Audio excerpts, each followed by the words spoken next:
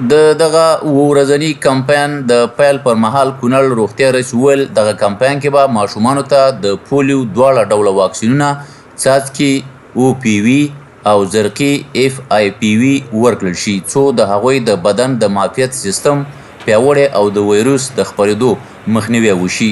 کونړ ولایت په مرکز اسداباد کې د او پی وی او د اف آی پی وی د واکسینو د تطبیق کمپاین پیل شو.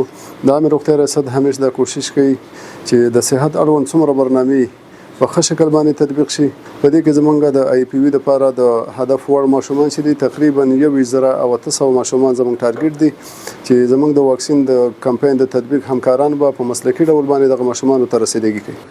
روغتیايي مسؤلین وایي د پولیو ګوزن زرقي واکسین د پولیو وایرس د خپرېدو خطر کموي او د هغو ماشومانو دفاعي سیستم لا پیاوړی کوي چې مخکې د پولیو څاڅکي واکسین او پی وي د خولې له لارې اخیستي وي. نو دا د نورو کمپاینونو سره لږ متفاوت دی چې هغې کې به زمونږ د او پی وي سره چې کوم د خولې د لارې واکسین و د هغې سره به موږ زرقي واکسین هم تطبیقوو. اف آی پی وي د 4 میاشتو نه د 15 کلنۍ پورې تطبیقیږي او او پی وي زمونږ د پیدایش نه یا د اولې ورځې نه تر 15 کلنۍ پورې دی.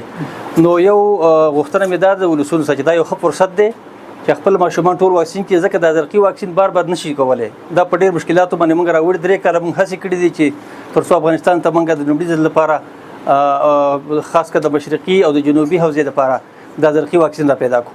1,800 ماشومان زموږ ټارګټ دي او دغه ته چې دی په وړیا ډول چې دی دا واکسین ورسول کیږي. دا چې د عامه روغتیا د پالیسۍ په اساس باندې چې د نېشنل ای پی آی د پالیسۍ په اساس باندې هغې په کونړ کې محض مرکز په پلان کې نیولی دی.